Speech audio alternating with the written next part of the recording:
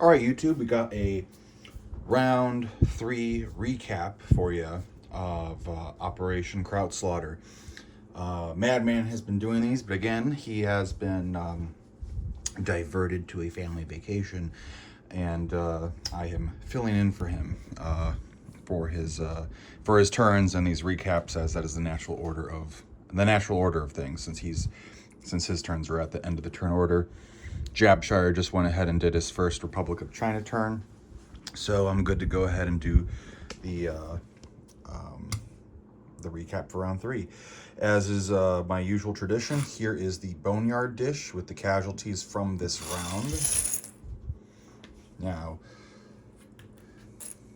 there is quite a bit of stuff in here. Quite a bit. We got more neutrals that have been either attacked or aligned.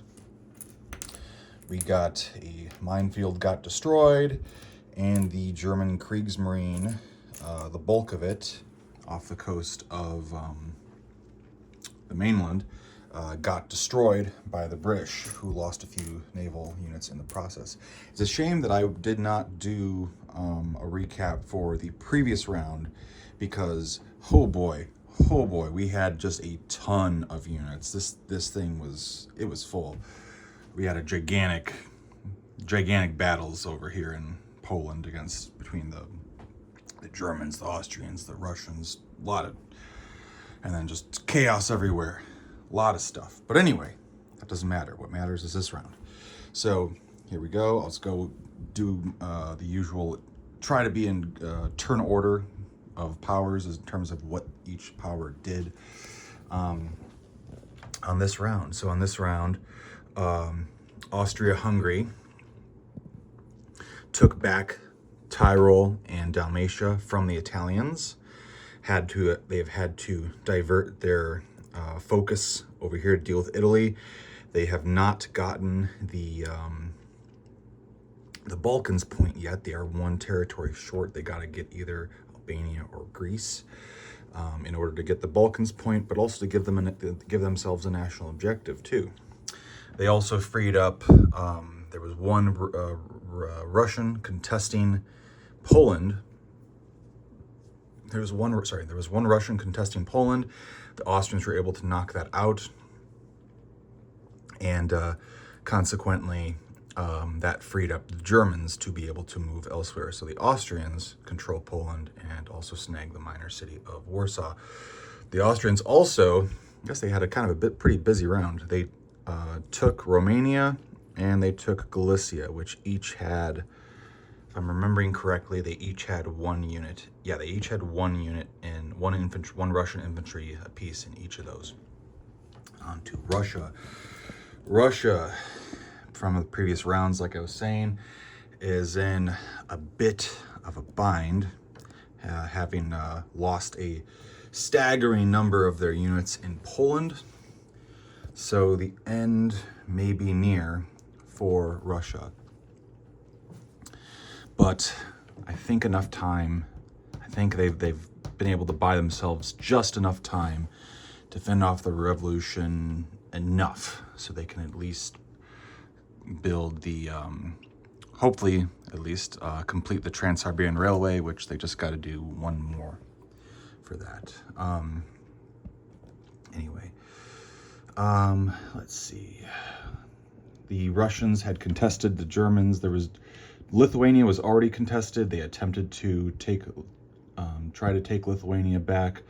It remained contested, and tried to fortify in Russia, build up in central Russia, in Moscow, backing up to eastern Ukraine, consolidating their forces from Crimea and Caucasus, Crimea, Western Ukraine, Urals stuff, bringing some moving a dude out of Caucasus up to Crimea, and all that jazz right there.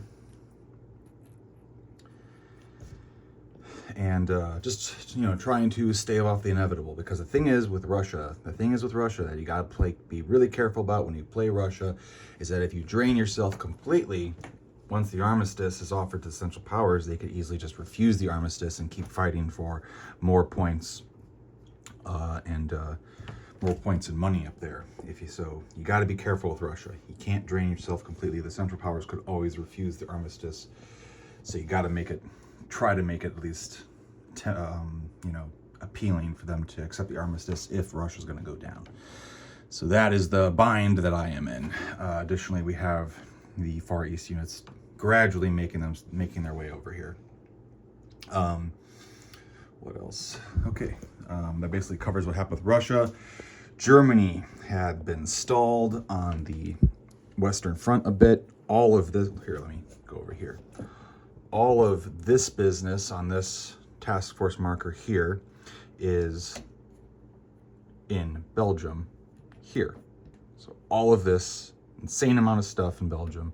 Likewise, the French have an insane amount of stuff now, though not as much, but they have the Brits to back them up, slowly but surely, is all here in Picardy. So we're at a standstill here. We've had a little bit of fighting over Lorraine and the major city of Verdun. So for a moment, the Germans took it, and then which is where the minefield was destroyed, and then the French contested it. As you can see, we have a sizable Air Force standoff as well. We got the Red Baron in play. We got Snoopy in play. What a time to be alive. Okay, and Germany has been not kicked out of Africa, but it's looking grim for Germany in Africa. They got one guy in Togoland, and German East Africa is contested, meaning that they cannot build out of their military base while it is contested, at least. What else? Germany had tremendous success with their Zeppelins. They bombed 8 IPCs out of Russia's treasury this turn, and then went back to Brandenburg. Previously, they've successfully bombed Britain twice in London. I think they're saying in like $5 and $5 each round. So we'll see. Kraut's been getting lucky with the bombs. But besides that, he basically shifted a lot of his attention away from the Western Front. Besides consolidating more in Belgium, he shifted everything else back over here to Russia, sensing more potential success over here than over here, perhaps, especially as the Americans slowly but surely will make their way over here as well. So that's fun. What else? Thinking. Oh, over here, Germany pulled out of Japan, Osaka, and went down to the Marshall Islands. They did take a cruiser and kill a Japanese transport in 23, and then Japan killed that cruiser, damaging their dreadnought again. But now Japan has, whoops, we got a buzzer. One second. Apologies for the intrusion with that package.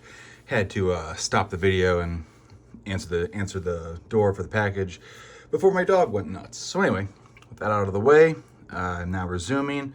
Where was I? So Germany came up, killed the Japanese transport up here, braved the Russian mines, and did that. And then to kind of jump ahead of the turn order, Japan swung around and killed that cruiser in response, and built another sub. However, they do not have any transports. However, Stephen has been pocketing he at least pocketed some money, because he only bought a sub, and I think on the previous turn he pocketed some money, carried over some money from there too, and stuff. But either way, we have a small German Pacific fleet over here with 3 infantry in Marshall Islands currently, and we still have various colonial Germans down here on those territories as well.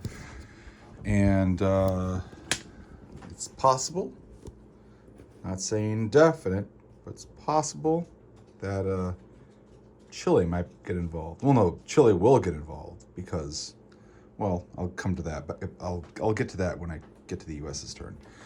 But anyway, all right, let's return to the turn order. So basically that kind of covers up Germany. They also moved their subs to 3 and 2 to Convoy Canada. And we have a sub up in 22 as well. Still have a sub up in C-Zone 24 that this turn, also on Russia's turn, did successfully convoy Russia out of 4 IPCs, as this territory, this C-Zone is adjacent to Karelia and Archangel, each worth 1, but it is also adjacent to Urals. So this C-Zone can convoy up to 4. Also, for a little bit of a decoration, I got some of these iceberg markers from HBG and just threw them on my board. So that's what those are, if you're curious. Anyway, they do not, they're just decorations, that's all. They're not actual game pieces. We do not have iceberg piece movement or weather-related things. Anyway, but yeah, so the Germany took a lot of money away from Russia on their turn with on Russia's turn with the convoy, and also with their successful bombing. So they robbed Russia of what is it? 8 plus 4, 12 IPCs. Yes, a total of 12 IPCs, 8 from the bombing raid and 4 from the convoy. Okay. Anyway, moving on to France. France, in C-Zone 20, the 2 French sea units stayed put. France came down and moving from over here. They had a transport here and another infantry in. No, they didn't have an infantry in Gold Coast. They had only 1 infantry in Gold Coast. They took the transport, went over here to Madagascar, where they then took the guy from Madagascar and offloaded into Portuguese East Africa to give the Brits another infantry, which on their turn, causing a domino effect, on their turn, Britain took that infantry up to 37, along with some of their fleet, and offloaded into Arabia, aligning Arabia, which is pro-British. Okay. And then backing over to the west to the mainland France. France, like I said before, attacked Lorraine after the Germans took it on their turn, and they contested it, each side only getting 1 hit each. France was hoping for 4 hits. They only got 1, and their Air Force, their fighters from Picardy attacked, went back. And we continue this build-up standoff with the Brits helping out. Snoopy has come over from the mainland. So we have a really nice, sizable standoff here in the Western Front. Will this cyst pop? At some point, I certainly hope so. But anyway, and then also the French Navy in the Mediterranean, now that the Italians are at war, they came over on their turn and met up with them there, as did the British cruiser from 31. Basically covers France, so moving back up to the Brits. The British fleet, Stephen, our good comrade Stephen, maybe not comrade, but our ally Stephen, as the British Empire, he said he had been diced on his last several games in regards to naval battles, but he went ahead and took the plunge, and sure enough, he was able to successfully destroy the German Kriegsmarine in C-Zone 21, and the dice are a fickle nature. He did lose 1 cruiser to the mines when he entered. I'll move this mine over there. To the mines when he entered. However, ultimately, the Kriegsmarine was sunk. Here, as you can see, he lost, 3 subs and 2 cruisers in the battle. Germany lost a transport. Not 1 cruiser. Transport, dreadnought, 3 cruisers, and 3 subs in that battle. This cruiser was lost in the Pacific, as I had covered earlier. Anyway, it was a spicy battle. What was the Battle of Jutland? I think it's Jutland. I think that's what it is. Anyway, historically speaking. So he does have a damaged dreadnought, which he has to back over here in order to repair, but that is the case right there, what's going on in that front, which is definitely not making Krautfather's day any easier, but such is life. What else happened? The Brits reinforced Persia, which was contested without doing any combat. And then they backed units out of German East Africa primarily backed them out to Belgian Congo, leaving it contested, so he cannot build any units in German East Africa. And with the aid of the Italians, he likely will not attack, theoretically, but who knows. All right, moving on to turn order. We covered Japan, basically, so I'm going to jump right ahead to the Ottoman Empire. Jabshire doing a great job. The Ottomans got a double breakthrough, getting poison gas and a machine gun, which he applied to units, I believe, in Mesopotamia, and he sent more units in to once again fight the British in Persia. And Bombay is somewhat at threat because of that, as you can see. Not a lot of infantry, although, yeah, not a lot of infantry can come from there, and not a lot of infantry can come from over there because the transports are not positioned well, or they're not positioned over here at all. So right now, Bombay is kind of on the ropes a little bit. But he did send units to, or Jabshire sent units to, railed units to Armenia, to maybe finally do a push into Russia or continue with this. So we'll see.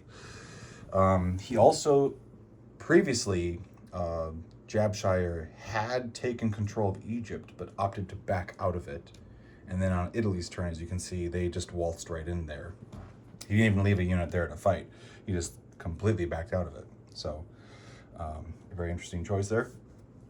And then he also built a fighter here, and we still have a standoff in the Black Sea between Russia and the Ottomans.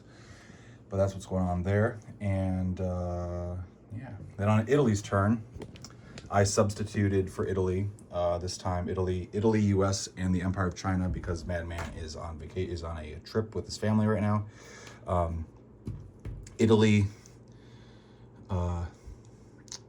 boosted Veneto, took over Egypt, and did a little courageous amphibious assault into southern Anatolia, taking out the one infantry that was present there and nabbing southern Anatolia, which prevents Marmara from being able to rail to Palestine. So that is a little bit of a critical oversight there, I think, on Jabshire's part. A little bit of a learning lesson, but, is what it is. But either way, you can't leave southern Anatolia undefended, because if you cut off that supply line, especially if you do it more than once, it can bite you for that. Definitely slows the Ottoman momentum a little bit, because Italy was able to take that. The question is, are they sacrificing a dreadnought because of all the Ottoman subs up there or not? But who knows? Anyway, time will tell. And then moving on to the United States. The United States finally finished taking over both Mexican territories, and then positioned up here and positioned over here, possibly to be some tempting bait to the German fleet, and also built out of Pacific Northwest, I presume, to keep San Fran safe. Italy, backing up to Italy got a double breakthrough, a double achievement with their field technology token, and got a machine gun and a minefield. The United States, getting 3 tokens to roll, got 2 double breakthroughs and gave all of them a machine gun. These are all upside down, but a machine gun, improved sea mines, a minefield, and an elite to the Brits. So the British on turn 4 will be raining down quite a sizable amount of tech across the board. And who knows, maybe I can't remember if they have a token or not to roll, so could be even more tech than that. But that basically about covers that. And then we had the final cap of the round, the National Protection War in China kicked off. The Empire of China went in and attacked Hubei minimally to contest it, and then went to congregated most of their units in Jiangsu, bringing everything else down naturally from Manchuria. So we have cavalry position here to tow, so maybe they'll come down this way, maybe not. And then the Republic of China did the usual, you know, dog pile into Hubei. So fun stuff, fun stuff. So with that in mind, if we take a look at the tracker, the victory point tracker right now, technically the Western Front, technically the Central Powers have the Western Front point because they have 3 territories. The Allies control 2. Allies have favorable trade. They technically have the Russian Revolution right now because it has not occurred. The Central Powers technically have the Black Sea point. Allied powers have the Africa point. Central Powers technically have the China point. A little early to tell, but they have it right now. Central Powers also have the Pacific point, and they have the city of Belgrade. They, for a while, had the 3 minor cities point, but losing Cairo, which I think they stand to get back, but the Allies liberating Cairo took that away from them. So right now they only have the minor cities of Warsaw and Ypres, unless I am missing something else, which is possible. Oh, my mistake. No, they do have Bucharest. So actually, my mistake. They do have the 3rd minor cities point. So they have, sorry, that's the 5th one. 3rd minor cities point, so they have, where's Bucharest? There we go. So they have 3 minor cities currently. I forgot about that. So let me just make a little visual note of that. There we go. Okay. Yeah, I think that about covers it. All right, so that is round 3, and on to round 4, and we can start buying tanks now if we want. Question is if anybody will buy tanks, but we can do it. So on to round 4. I'm going to see what Jabshire did because he already did his Austrian turn, and I'll move on to Russia.